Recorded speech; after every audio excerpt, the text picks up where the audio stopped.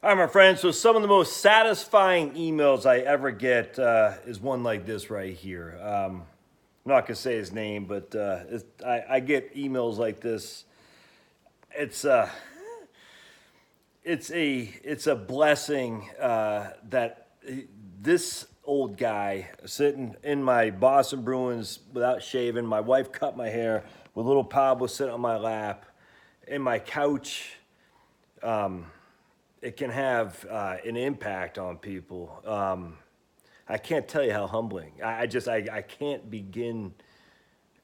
I just can't share how grateful and truly. And I never want to say blessed because we're all blessed. I always say this. I don't want to say blessed like just because good things happen doesn't make you blessed. You're always blessed. Jesus died for everyone, and which means inherently we're all blessed. But I just feel on this earth, let's just put it that way, of this earth, which I don't want to be. I do want to be of the next world, and I know the more you get tied up to this earth, the less you'll can appreciate the next. And I try to keep that my bearings and my wits around me about that. But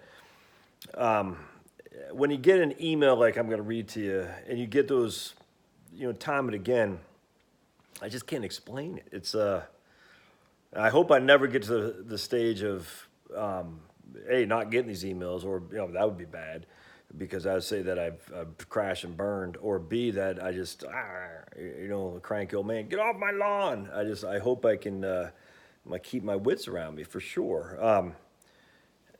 Look, how can I say this? As I do videos, my audience grows. I know there's, probably more money to be made and stuff, and that's cool. Don't get me wrong, and I don't. I'd never wanted to be a rich guy. I just don't care about any of that stuff. I do care about paying the bills. I care about having my mortgage paid off. But other than that, I really don't care. I don't need to go to Europe. No desire.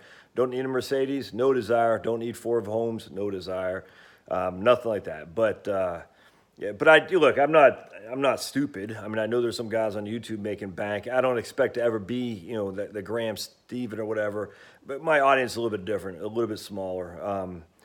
I don't ever expect to be that, but I certainly expect to actually make a decent income doing YouTube and taking on clients and whatnot. So I don't want to deny that. But I don't need to make multi-millions, multi-hundreds of that. I don't need any of that stuff. Look, if it comes to me, I'm not going to turn it down.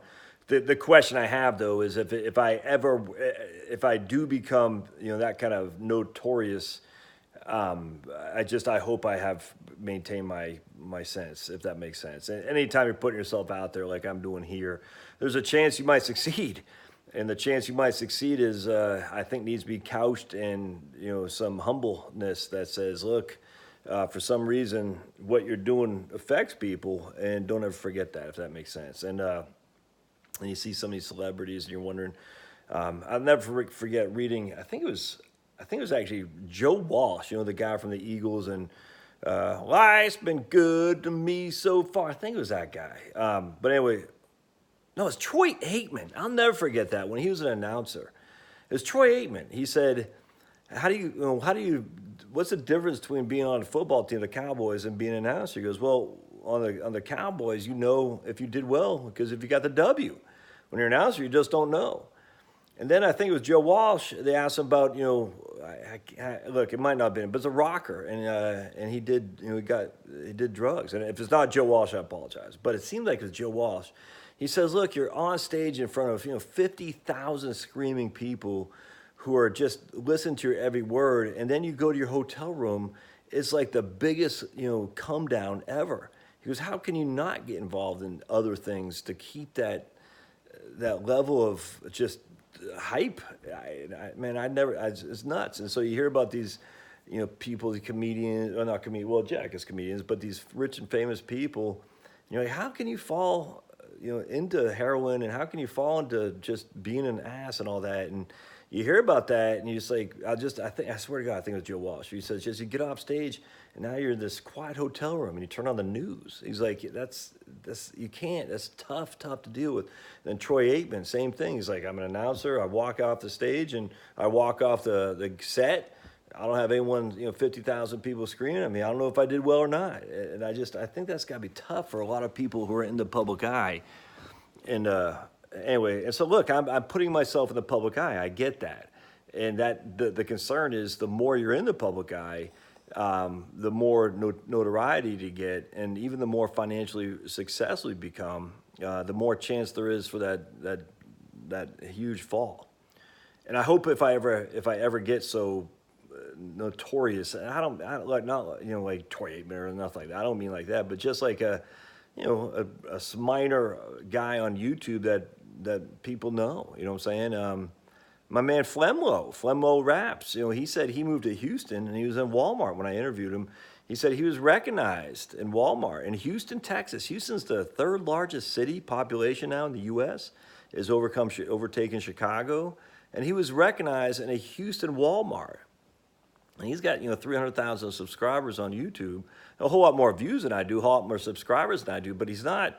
I mean, 300,000 subscribers. That's a lot. Don't get me wrong, but that's not whatever that guy, PewDiePie or whatever. I mean, that's just some guy on YouTube talking about football, and he said he was recognized, and that that's the kind of small notoriety where you can start making some pretty good money. I have no idea what he makes, but that is a concern of mine. And I wish, I don't know, I'm going on this diatribe and I didn't mean to, but at the end of the day, I do recognize putting yourself out there for public consumption.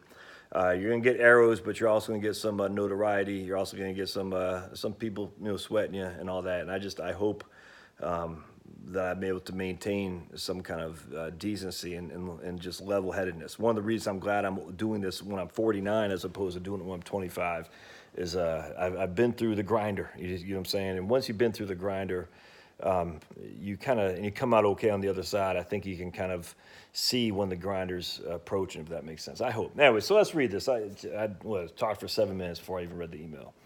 Hey, Josh. Well, I did it. I resigned and left work immediately with no notice. Very tired of the stress, the BS, and the impact on my health. I was promised a promotion in June, and it never materialized. My crappy old job was killing me slowly. Not sure what the next chapter will bring, but we have to have faith in God. Thanks for all your help, Josh. I'll let you know how things go.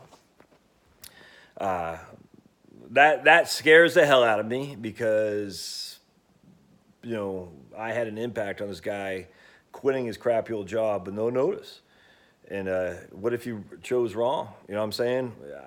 That's obviously, I didn't say, Joe Bob, this guy, anyway, I didn't tell him to quit today. I don't say like quit today. I always say you have the financial capacity to do that.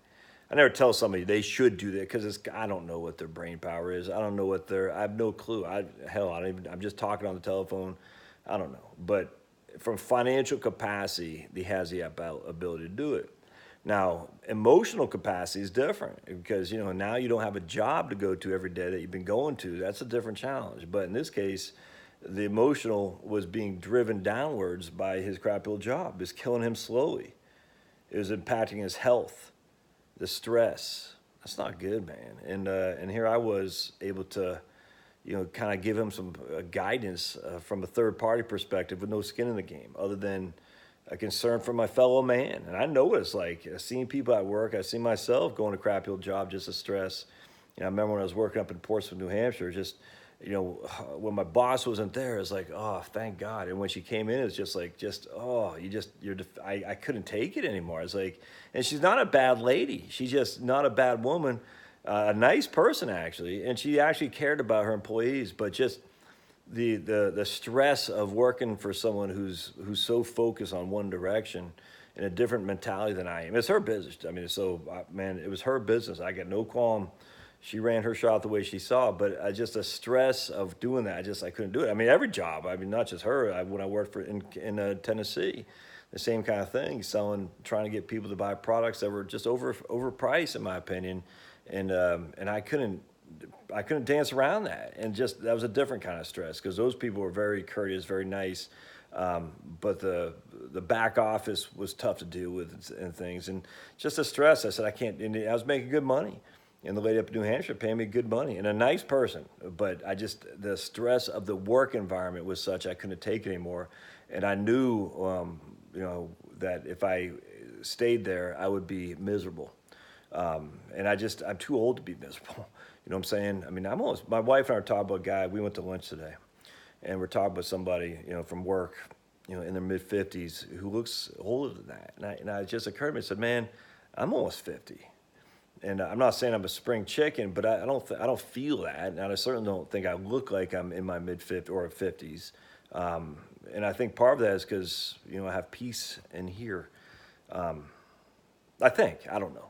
I mean, I'm sure there's some people that have peace in here uh, who, uh, who look older than they are. I bet a lot of people don't, though. Actually, I bet a lot of people who have peace in here are, not going to look like spring chickens, but just more spring in their step. And you get peace in here by being satisfied in your current lot in life. And I think once you get out of the grinder of corporatism, it can go a long way to literally changing your livelihood in terms of your health and consciousness and stuff. And anyway, I just some rambling, but I don't take this stuff lightly. I don't. One of the things about YouTube, I see a lot of young guys. I got no qualm with young guys giving. I was watching a guy email me about a video yesterday. I forgot what it was. The fourth thing, I forgot what it was. It was four things to do this. And I was like, but the guys are just too young. They haven't been through the grinder. And I've never wanted to be one of those guys that say, oh, what do you know, Junior? You're too young, whippersnapper. But I think when it comes to financial planning and financial guidance, if not, you have to have some. You have to have some scars. I really believe that, which is why I would not be doing this if I didn't have the experiences I have. I couldn't hold myself out as having any kind of expertise if I hadn't made the mistakes and had the experience I have. I just couldn't do it. Because I wouldn't have enough confidence because I say, I would not know. I mean, I'm telling you, man, and that's where USA for me has been the biggest blessing I've ever had. Because if I didn't have USA and learn what I did there, and if I just was going from Vanguard to Schwab to Legg Mason / Smith Barney, and then jumped on YouTube and started offering financial guidance, that would have steered a lot of people wrong. So I'm just watching. I watched about 2 minutes of this video. I was like, the guy's just too young. And that's why I like my man Big Al and Joe, whatever that guy's name is. I don't. Yeah, do they still? Yeah, I haven't watched their videos in a while. I'm not getting notified if they do new videos. That Big Al and Joe, I forgot what their YouTube channel is. I like those guys because it's not just because they're older, but just because they have the scars and been around. They talk about the tax stuff. And these younger folks, from real estate to investing to insurance, if you haven't been through, some of the pitfalls of the world that awaits most people, it just troubles me a little bit if you're on YouTube saying, there's 3 ways you need to invest in retirement. If you're only 32 years old, I mean, how would you know? How many retired couple clients have you had? And I don't think that many. I think it'd be relatively impossible to have that many. And because of that, it's tough for me to take those guys seriously, frankly. Another guy, he'll go nameless, but he talks a lot about 10 to 15% returns in Roth IRAs. And I'm not going to say who that is. I don't know, man. I'm like, and he says, people say you can't do it, but I say you can. I'm like, and he's got his unique way of positioning it, but it just comes over kind of like I got something to sell, and I hate that stuff too. I just hate like. I have the way that no one else does, that kind of stuff. I don't like it. It bothers me because I'm like, if you have the way that no one else does, why would you be doing it on YouTube? Why would you be doing it on a podcast? Why would you be advertising? I see these guys, talk about they have the trading strategies and all that. If you had the keys to the kingdom, my God, why would you be offering that to other people? I mean, the other people are who you're taking money from because there's got to be a sucker on the other end of the trade. Why would you invite that guy to not be the sucker? It's just as weird to me, which is why I love Miles Beckler because Miles Beckler, he talks about that on the YouTube, on the SEO, search engine optimization, internet marketing gurus. It's the same thing. He's like, if these guys do, why would they offer their courses if they're doing so well? I cannot agree more. Anyway, blessings to you all. I just feel like rambling here. I didn't realize to go on for 15 minutes. I take this stuff seriously. I just want you to know that. And I get these emails, and it melts my heart a little bit. It does, because I love it. I love hearing some guys say, my crappy old job was killing me, but because of your guidance, I'm after bigger and better things. and God's going to provide. Regardless of how God provides, God will provide. I don't know what it'll be. He doesn't know what it's going to be, but you have faith, and all will be good. It'll all work out somehow because we know how the book ends. We know how the plot is. Spoiler alert. You ready? How the story ends. Jesus was born, and Jesus was executed on the cross, and Jesus rose from the dead. Salvation is gloriously given to all who believe and seek it by asking for forgiveness. That's all you got to do. You don't need to get technical. You don't need to get legalistic. You just got to say, Jesus is Lord. Please forgive me my sins. All's good. And you're golden. And once you know how that book is written and how it ends, the liberating force of the Lord is ingrained in you. That does not mean you're not going to have struggles. Trust me, on this world, no. That just means you know how the story is told, how it's going to end. That means you can take a break from worrying too much. Bye, we'll see you.